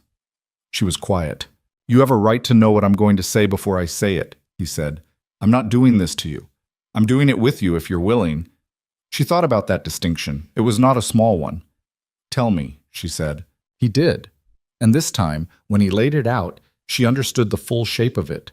Not just the legal piece, the property transfer, but what he intended to say in front of the assembled town of Redstone Valley, in the church where they'd been married, in the presence of every person who had spent 8 months discussing them. When he finished, she was quiet for a long moment. You know they might not take it well, she said. Some of them won't.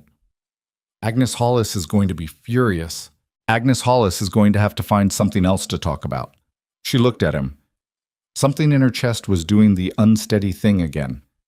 Why now? Because you went to that social alone and you handled it with more grace than it deserved, and you came home and told me about it without falling apart and without asking me to fix it, and I've been watching you do that for 8 months. Handle things that should not be yours to handle alone. And I am... He stopped. The jaw tension was pronounced. He was not a man for whom emotional articulation came easily, and she could see the effort it cost him. the particular struggle of a person reaching for language in territory they didn't usually inhabit. "I am tired," he said, "of watching you carry things alone that I should be standing beside you for." The kitchen was very still. "That's a good reason," she said. "I think so." She picked up her book, set it down again. "I'll come with you." Oh, the church was full. It was always full on summer Sundays, but there was an additional quality to the fullness this particular morning, a density of attention that Aveline recognized from her own wedding day. That same collective awareness of something significant happening that a small town developed with the sensitivity of a body that shared one nervous system. She didn't know if word had gotten out that Coulter Hayes was going to speak. She suspected it had.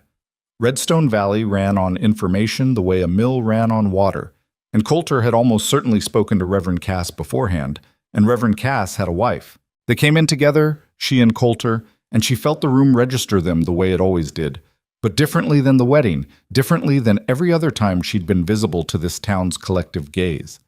She was not the Mercer girl being handed over. She was not the tragic young wife at the rancher's side. She was a woman who had worked 1,200 acres through a hard winter, who had planted trees that would outlast the current opinion of everyone in this room, who had told Agnes Hollis the truth in front of witnesses and walked away with her dignity intact. She sat straight. Agnes Hollis was in the third row on the right side, in her usual position of social prominence. Their eyes met briefly when Aveline and Coulter came down the aisle. Agnes's expression was controlled, professionally pleasant, the face of a woman who had decided in advance how she was going to handle today. They sat in the middle of the left side. Her mother was 3 rows back. Aveline caught Ruth's eye and gave a small nod, and Ruth nodded back. And beside her, Dell was already watching with the alert attention of a boy who understood more about what was happening than he was supposed to. The service was ordinary. She couldn't have told you afterward what Reverend Cass spoke about. She sat beside Coulter and felt the solidity of him beside her, the physical presence of a man who took up space without apology, who had come here with a purpose and was sitting with that purpose calmly the way he sat with everything. His knee was 3 inches from hers on the pew. She was aware of it. When the service concluded and the room began the shuffling transition toward the doors, Reverend Cass said, in his carrying voice, "Before we go, Coulter Hayes has asked to say something to the congregation. Coulter." The room stilled. Coulter stood. He was not a dramatic man, and he didn't arrange himself dramatically. He stood up from the pew and turned to face the room, and he waited for the noise to settle. And then he spoke in his ordinary voice, the voice he used for ranch things, for morning coffee conversations, for telling her the truth when it cost him something. "Most of you know why I'm standing up," he said. "If you don't, you will after. I'm going to be brief because I don't have a lot of patience for speeches, including my own." A ripple of uncertain laughter. He didn't acknowledge it. 8 months ago, Elias Mercer came to me with a debt problem and a proposal. I agreed to the proposal. Aveline, he looked at her directly in front of the entire assembled town, didn't get a say in it. That was wrong. I knew it was wrong when I agreed to it, and I told myself the reason I was doing it was practical and reasonable, and some of it was. But the part where she didn't get to choose was wrong, and I've known it since the first day. The room was very quiet. She came to my house in November with a borrowed dress and 1 bag, and the kind of backbone that most people never develop. She learned the ranch. She worked it. She chose to stay when she didn't have to. He paused. I want to be clear about that. She could have left. I told her that. The choice has been hers. Agnes Hollis was very still in the third row. What some people in this town have been saying, he said it without looking at Agnes, which Aveline thought was the more devastating choice, is that I bought myself a housekeeper, that what we have is a transaction, that she's working land that isn't hers for a man who owns her. Something moved across his face that Aveline had never seen there before, a controlled, precise anger, the kind that is more dangerous for being held in. I'm here to make that conversation irrelevant. He reached into his coat pocket and produced a folded document. This is a deed amendment filed with the county recorder's office on Thursday.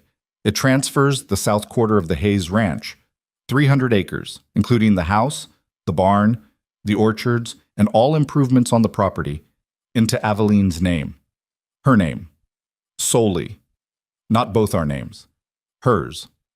He held it up briefly, then folded it and put it back. The filing is public record. Anyone who wants to verify it can go to the county office. The room was not silent now. It was that particular noise of 200 people recalibrating simultaneously, the collective intake and release of a community discovering that the story they've been telling is wrong. "I'm not doing this because I was pressured to," he continued. "I'm not doing it to impress anyone, and I don't expect a response from anybody in this room.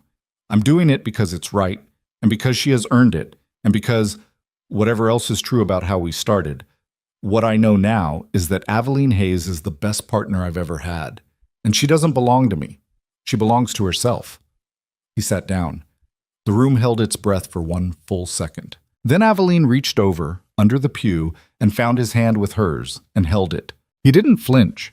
He turned his palm up and held her hand back, and his grip was firm and certain, the way he was firm and certain about things he'd decided. And they sat there in the pew in the church in Redstone Valley, hand in hand in front of everyone who had ever made her into a story she didn't recognize. And she looked straight ahead and felt something settle in her chest that had been unsettled since November. Not the absence of difficulty, not the end of complexity, just the specific, real, solid weight of someone being on your side completely and without condition. It felt different than she'd expected, simpler and heavier, both at once. Afterward, in the churchyard, the social geometry of Redstone Valley rearranged itself. Some people came to them, Hector Mills first, who shook Coulter's hand with both of his, and then, unexpectedly, nodded to Aveline with a depth of respect that made her throat tighten. Clara Fossey came and said quietly, "Good for him. Good for both of you." Martin Fossey stood behind his wife and looked at Coulter with the expression of a man who has revised his estimate of another man significantly upward. Others didn't come. Agnes Hollis left the churchyard early, in the controlled, unhurried way of a woman who had decided she was departing on her own terms rather than being seen to leave. Della Pryor followed. Mary and Cass stayed. Aveline saw her standing at the edge of the gathering with a complicated expression that was not quite approval and not quite guilt, but contained elements of both. Her father found her near the fence. Elias Mercer had aged since November. She'd noticed it each visit, but it struck her freshly now, in the morning light, with the context of what had just happened. He was a man who had made a decision that had cost his daughter something, and had been living with the interest on that cost ever since. He looked at her with the same eyes Dell had, dark, her eyes, all three of them, and he looked like a man who had a number of things to say and was not sure any of them were adequate. "Aveline," he said. "Papa." He looked past her at Coulter, who was 15 feet away talking to Hector Mills. "He's a good man," he said, low, just for her. "I know," she said. "I've known it for a while now." Elias looked back at her. He stopped. The word he was reaching for was visible on his face, and it was a hard one for him, had always been hard. Her father was a man of practicality and deflection, not confession. "I know, Papa," she said. She didn't make him say it, not because she was giving him a pass, but because she understood that some things between people are understood without being spoken, and that understanding was its own form of grace that didn't require language to be real. He pulled her into a hug, brief and tight, the way he had when she was small and something had frightened her. She let him. When she came back to Coulter's side, he looked at her face and didn't ask. He just stood beside her in the way he'd learned to stand beside her, by present, not encroaching, available without demanding. "Ready to go home?" he asked. "Yes," she said. They walked to the wagon together, and her mother called goodbye from the fence, and Dell waved from somewhere near the horse corral, and the town of Redstone Valley watched them go with the various complicated expressions of a community that has just been shown a version of itself it wasn't entirely prepared to recognize. She climbed up to the wagon seat. Coulter climbed up beside her. The gray moved out onto the main road and the town fell behind them, and the hills rose ahead, green and blue and layered back to the mountains, and the summer air came down off the high places smelling of pine and distance. She still had the deed in her coat pocket. He had handed it to her in the church before they stood to leave, quietly, folded, the way you hand someone something that belongs to them. She could feel the weight of it, paper, legal language, 300 acres with a house and a barn and 4 apple trees that were her trees, in a way that nothing in her life had ever been hers. She didn't take it out, she just held it through the wool of her coat and felt it there. They were a mile out of town when she said, You didn't tell me you were going to say that, about being the best partner you'd ever had. He kept his eyes on the road. Relevant information. You could have told me ahead of time. If I told you ahead of time, you would have argued with me about whether it was appropriate to say in public. She considered that. He was right. That's calculating. It's efficient. She looked at the side of his face, the angles, the gray at the temples, the squint from the sun. The jaw tension that was, she noticed, slightly less pronounced than usual. A man who has done the thing he decided to do and found it was right. Coulter. I would have said the same about you. She kept her voice even. If I had been the one standing up, I would have said the same thing. He was quiet for a moment. The wagon moved on the road, the gray's hooves steady in the summer dust. I know, he said. She looked forward, at the road ahead, at the hills in the distance. Good, she said, just making sure. He reached over without looking at her and covered her hand on the seat between them with his. His hand was rough from the work, warm from the summer sun. She turned her palm up the same way she had in the church pew, and he held it, and they rode the rest of the way home in a silence that was the best kind, the kind that doesn't need anything added to it. The ranch came over the ridge the way it always did. The house and the barn and the corrals, the windmill turning slow in the afternoon heat, the apple trees, 4 small green shapes along the south wall. It looked the same as it had every other time she'd come over that ridge. It looked completely different. She climbed down from the wagon before he had the horse stopped fully, and she stood in the yard for a moment with the summer heat on her face and the deed in her pocket and the sound of the ranch around her.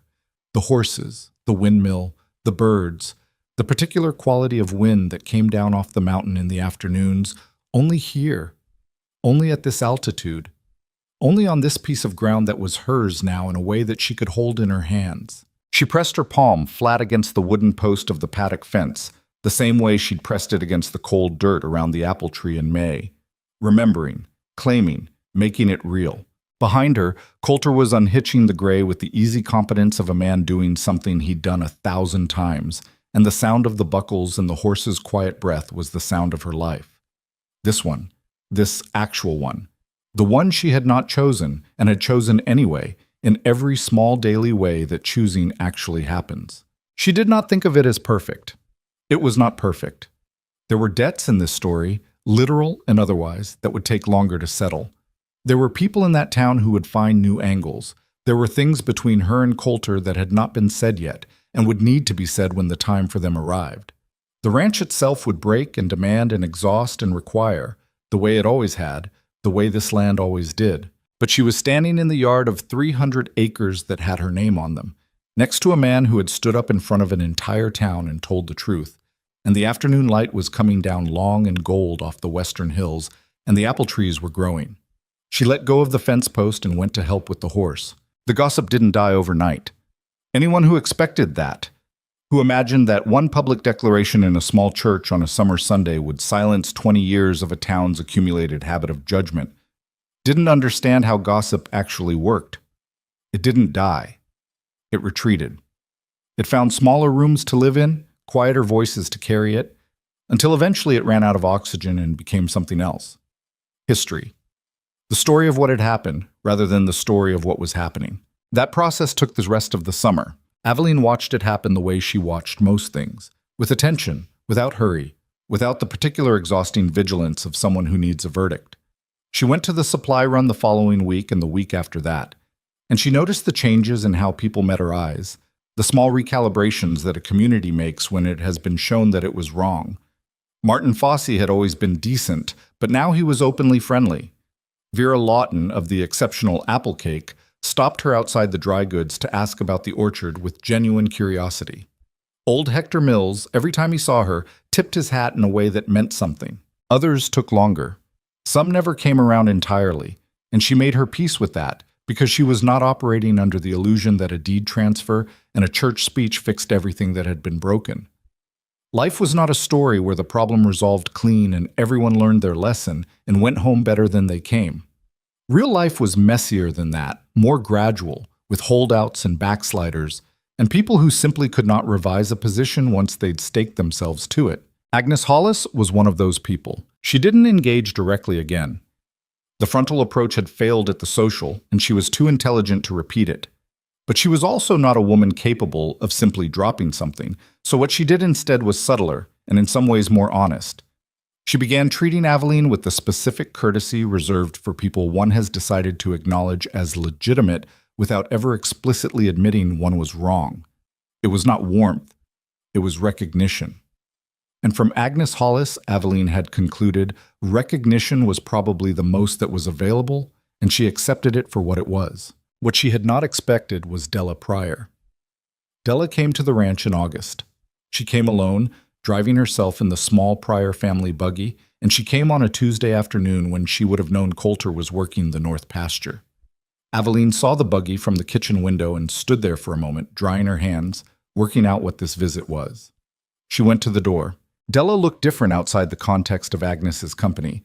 Smaller, somehow, and more uncertain, the wide, pleasant eyes less calculated and, more simply, anxious. She held a jar covered in cloth, and she held it with both hands. "I brought preserves," she said. "Plum. I heard you have an orchard starting, and I thought—" She stopped. "That's not why I came." "Come in," Aveline said. She put on coffee. Della sat at the kitchen table with the jar still in her hands, looking at the room with the expression of someone making note of what they'd expected versus what they found. "This is nice," Della said. "It's a working kitchen." Della set the jar down. "I thought it would be—" "I don't know what I thought." She looked at Aveline directly for what was possibly the first time in their acquaintance. "I came to apologize." Aveline poured the coffee, set a cup in front of Della, sat across from her. "For what specifically?" For listening to Agnes, for standing there that day at the social and not—" She pressed her lips together. "I didn't say anything to her. After. When you walked away. I should have." "Yes," Aveline said. "You should have." Della absorbed that without flinching, which elevated her slightly in Aveline's estimation. A person who comes to apologize and can't receive a straightforward acknowledgement that they were wrong hasn't actually come to apologize. They've come to feel better about themselves. Della stayed with it. "I know," she said. "I'm sorry." Aveline looked at her. "Can I ask you something?" "Yes." "Why now?" "It's been 2 months since Coulter spoke at the service." "Why not then?" Della was quiet for a moment, turning the coffee cup in her hands. "Because then I was embarrassed. I was sitting there in that church and I was embarrassed for my part in it and I wanted it to go away." She looked up. "It took me a while to realize that wanting it to go away wasn't the same as making it right." That was, Aveline thought, one of the more honest things anyone had said to her in a long time. "All right," she said. "Thank you for coming." Della stayed for an hour. They talked about the orchard, the apple varieties, the slow first-year growth, the expectation of fruit in 2 to 3 years, and about the ranch generally, and about Della's own garden, which had been failing for years due to a drainage problem she didn't know how to fix. Aveline told her about the south slope drainage she'd done in the spring and what had worked. It was not the beginning of a friendship exactly, but it was a conversation between two women who were seeing each other clearly, maybe for the first time, which was its own kind of thing. When Della left, Aveline stood in the yard watching the buggy go and thought about what it meant. Not just the apology, but the mechanism of it. The slow grinding work of a community correcting itself. It was not impressive as processes went. It was halting and partial and driven more by social pressure than genuine reckoning. But it was real, and it was happening, and she'd take real and imperfect over nothing at all. Elias Mercer came to the ranch for the first time in September. He came on a Saturday in the farm wagon with Ruth and Dell and what appeared to be most of a smoked ham. He stood in the yard looking at the property with the eyes of a man who had made a decision and was now seeing fully what that decision had led to. What his daughter had built in the space he'd handed her. Coulter met him in the yard. The two men shook hands. It was not a warm handshake. There was too much history between them for warmth to come easily. The particular weight of the debt cleared, the arrangement made. The daughter signed over in a way that still sat between them like an old injury that had healed imperfectly. but it was solid.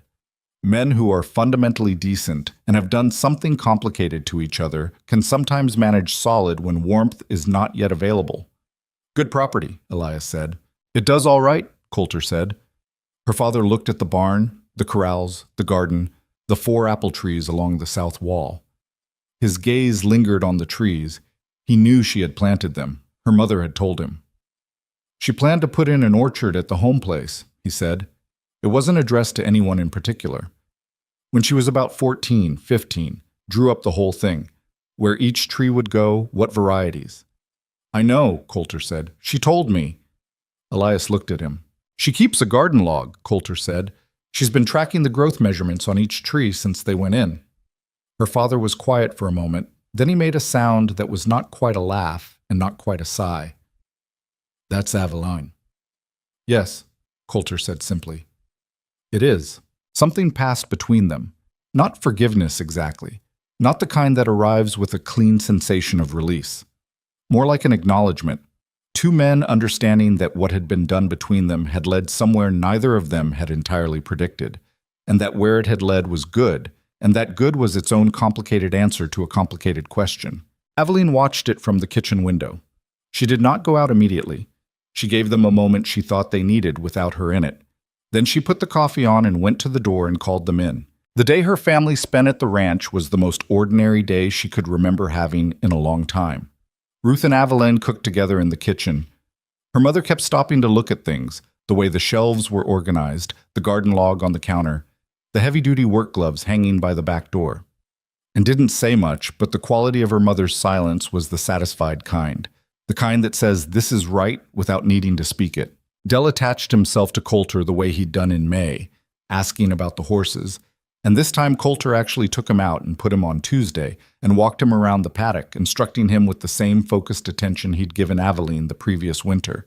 She watched from the fence and felt something that was not quite a word, something about family, about what family actually was versus what you were born into, about how it was possible to build things that had not existed before. At the table that evening, all 5 of them, the smoked ham and the potatoes and the last of the summer tomatoes, her father raised his coffee cup and looked at her across the table.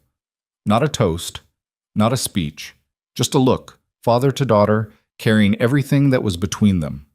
The debt, the arrangement, the wrongness of it, the complicated outcome, the love that had never stopped being there even when it was behaving badly. She raised her cup. He nodded. That was enough. Patron? The first hard frost came in October. She was ready for it. The garden beds covered and the root vegetables in. The orchard trees wrapped at the base with straw, the way the almanac specified for young trees in their first winters. She'd spent 2 evenings the week before doing it herself, Coulter holding the lamp while she worked her way down the row in the early dark. They'll be all right, he said. They'd better be. I've put enough work into them. First winter is always the hardest. She looked up at him from where she was kneeling at the 4th tree. For orchards? For most things. She held his gaze for a moment. Then she went back to the straw. The first winter had been the hardest. She knew that. She knew it with the specific knowledge of a person who had lived through a thing rather than just understood it in theory. The early mornings in the cold, the locked door, the burned biscuits on the wedding morning, the church walk with 200 pairs of eyes on her back, the particular loneliness of being in a strange house with a man she didn't know yet. She did not romanticize it. It had been hard and cold, and there had been nights she'd lain in the dark and let herself feel the full weight of what she'd lost, the life she'd planned, the exits that were closed, the version of herself she hadn't gotten to become. But here is what she had come to understand about that loss. The thing she could not have seen from inside it. It had not been replaced by something lesser. It had been replaced by something she couldn't have designed for herself because it required being in the specific pressure of those specific circumstances to become the person capable of inhabiting it. The self she was now. The woman who rode 1,200 acres and planted trees and told Agnes Hollis the truth and held a deed in her coat pocket was built from the hard winter. She could not have arrived here by an easier road. That was not a comfortable truth. She was not going to stand in a yard and tell people their suffering was secretly good for them. because that was a lie that people told to make other people's pain convenient. The arrangement had been wrong. Her father had been wrong to agree without her knowing. Coulter had been wrong not to find a better way. These things were true and they stayed true. And also, she was here. She had made it hers. Both things, simultaneously, without either canceling the other. She had thought about this enough to have an opinion on it, which was that life was not a simple story where the lessons were clean and the outcomes were proportional and everything balanced out in the end. Life was a complicated story where wrong things happened and sometimes, not always, but sometimes, the person who lived through them found a way to make something real on the other side. That was not a guarantee. It was not a consolation.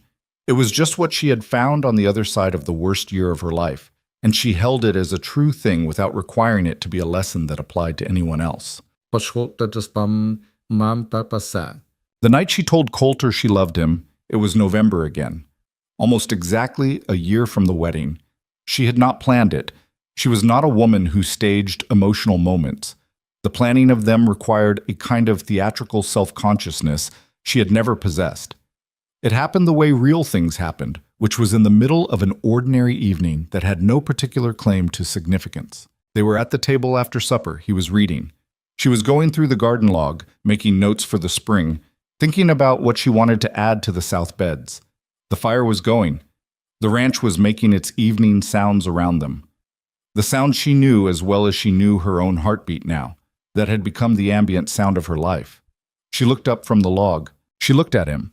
The reading glasses, the lamp, the book held in both hands, the jaw tension that had become, over the year, something she felt a proprietary concern about.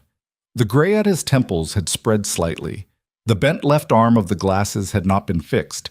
There was a small scar on the back of his right hand from a wire repair in July that she had cleaned and bandaged herself, sitting at this table, while he tried to tell her it was fine and she told him it wasn't. She loved him with the plain, unglamorous, daily love of someone who had watched a person be themselves completely over a long time and found the whole of it, the difficult parts and the good parts and the parts that were neither, worth staying for. Coulter. He looked up. "I love you," she said. The way she said true things, directly, without preamble, without the softening that would have made it smaller than it was. He was still for a moment. The book stayed in his hands. His face did the thing it rarely did, moved through something complex and visible, something she didn't try to read too quickly because it deserved the time it needed. Then he set the book down on the side table. "I know," he said. She almost laughed. "That's your response." "I've known it for a while." He looked at her with those steady eyes.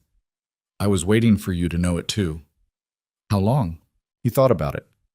"May," he said. "When you planted the trees." She looked at him. "You didn't say anything."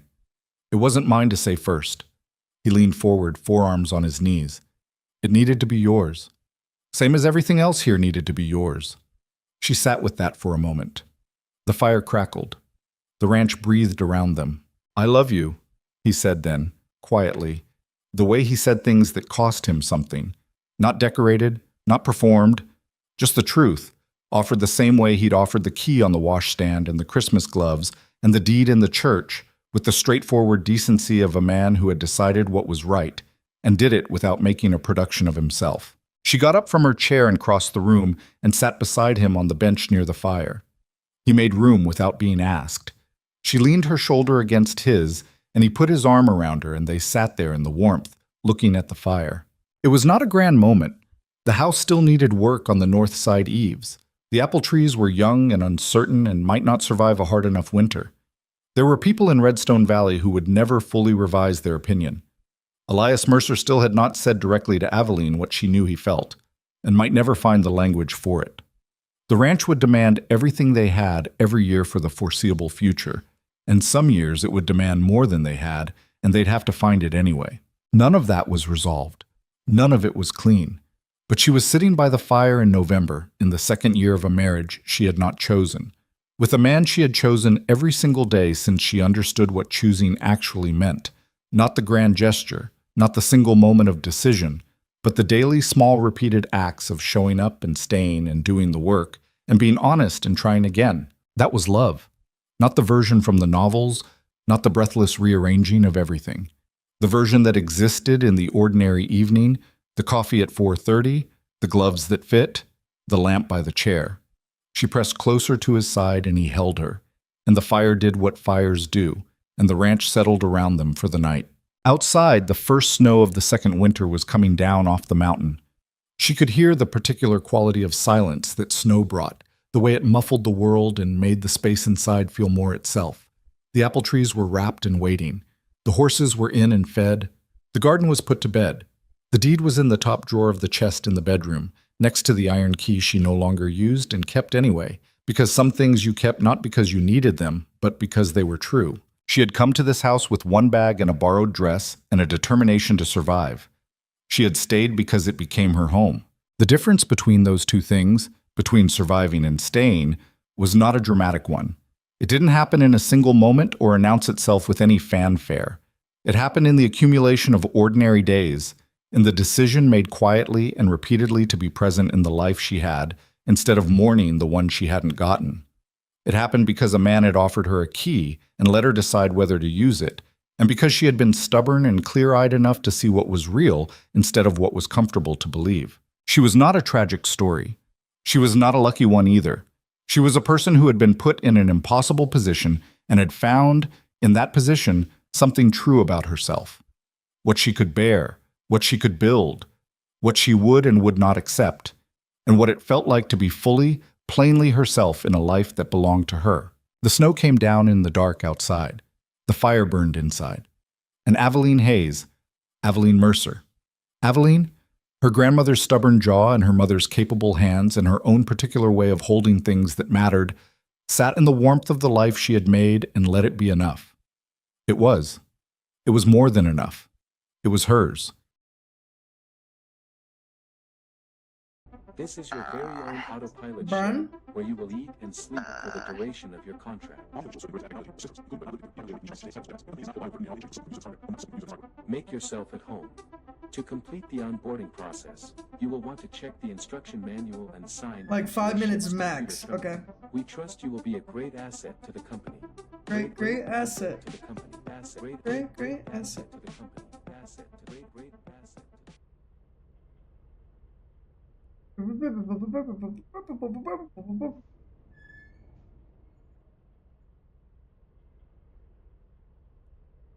Ben, What? invite Chandler.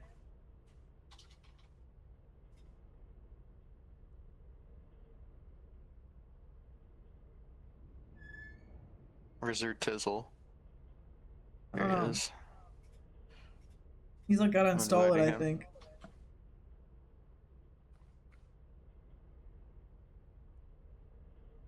Get in here, motherfucker! We don't got time. Chandler Barlow, welcome.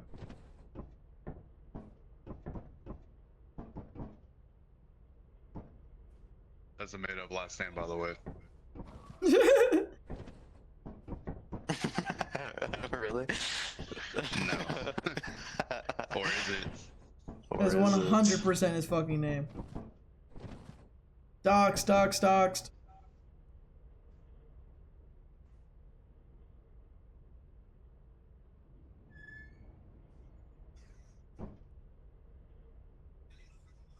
Baby, I'm preying I have my on you push to talk so you don't tonight. hear my cat no more. You're welcome. Yeah, say that in his ear.